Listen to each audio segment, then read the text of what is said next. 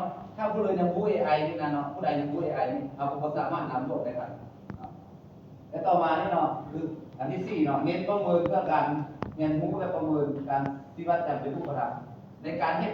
การสอนแบบนี้นะเนาะจะเฮ็ดให้นักเรียนนักศึกษาเอานะเฮ็ดสร้างโครงการออกมาเป็นรูปตัวจริงได้เป็นรูปธรรมที่ว่าเป็นรูปที่ว่าสามารถเอามาให้ผู้อื่นเบิ่งได้แล้วก็รู้จักได้อันที่5เนาะเป็นวิธีที่ให้นักเรียนมีความกระตือรือร้นและมุ่งมั่นต่อกับการเรียนบางคนนี่เนาะอาจจะเรียนในทฤษฎีเรียนอย่างกระยาเนาะแต่ว่าเฮ็ดแบบโครงการนี่นะตอนที่นี้ผู้ที่บ่จะคิดเขียนหรือว่ามีอย่างต่างๆเนาะคือเขาว่าอย่าบ่จะเรียนแต่เฮ็ดเนี่ยเป็นจะเอาให้งานเป็นเนาะบางคนที่บ่เก่งด้านความคิดเนาะแต่ว่าเก่งด้านการเอาให้งานนะมันจะมีความกระตือรือร้นในการคิดนี่เนาะโครงการนี้อันที่6เลยเนาะช่วยเสริมสร้างทักษะการศึกษาและศึกษาชีวิตไปในตัวอันนี้ก็คือการเนาะเวลาเขาเฮ็ดกันเนาะเขาจะมีทักษะเขาไปในตัวคือแต่ละคนที่เคยผ่านบทโครงการมาเนาะคือข้าพเจ้ายกตัวอย่างตอนไปเรียนชั้นกลางอยู่โรงพยาบาลเนาะเฮ็ดโปรเจกต์ของรถจักรเขาก็สามารถเป็นไปในตัวแต่ว่าเอาเรียนรู้นี่บ่ฮู้ว่าเฮาเมื่อใดสิเป็นแต่เฮาเป็นเมื่อใดเฮาบ่รู้อันนี้คือการฝึกทักษะไปในตัวเป็นไปในตัวเลยเนาะอันที่7นี่เนาะเป็นวิธีเสริมสร้างจินตนาการและความคิดสร้างสรรค์อันนี้เนาะคือการหลังจากเราเฮ็ดไปแล้วเนาะมันจะสร้างจินตนาการให้เราผมทำเนี่ยเราคิดมามันยังจะมีเนื้ออันนี้เนาะคือเขาการพัฒนาเทคโนโลยีใหม่ๆเนาะโตโยต้าเนาะยุคนี้วันนี้มันเฮ็ดฮอดนี่แล้วเนาะดีโก้ลิโวออกมาต่างๆนะมันจะเป็นจินตนาการเราต้องต่อยอดขึ้นไปเนาะสำหรับในการเสริมสร้างจินตนาการของขึ้นสร้างสรรค์นี่ครับแต่ความสำคัญนี้เปลี่ยนคนหมดแล้วเอาเดี๋ยวเราจะเปลี่ยนแล้วเปลี่ยนคนแล้วก็คือว่าทุกทีครับสรุปต่อดูบัตร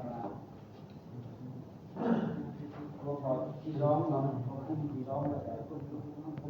คุ้ม2ขอที่เวลานี้ประมาณเป็นขั้นของการสอนแบบโครงการโครงการนี้ก็จะมีอยู่5ข้อด้วยกันนะสรุปรวม1เป็นการพัฒนา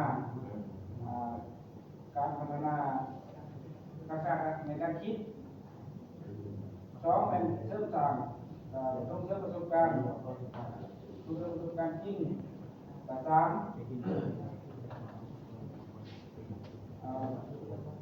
ฝึกทักษะทางสังคมที่ได้กันเมื่อก่อนฝึกทักษะสังคมนี้จะมีอยู่3คนเลยคือการเรียนติดทีม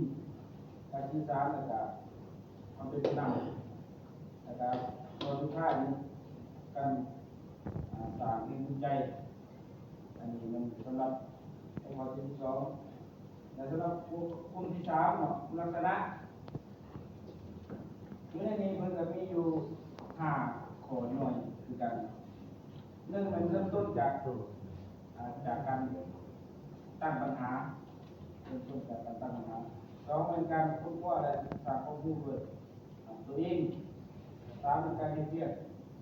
เป็นทีม4ระยะเวลาที่ต่อเนื่อง5เป็นการสร้าง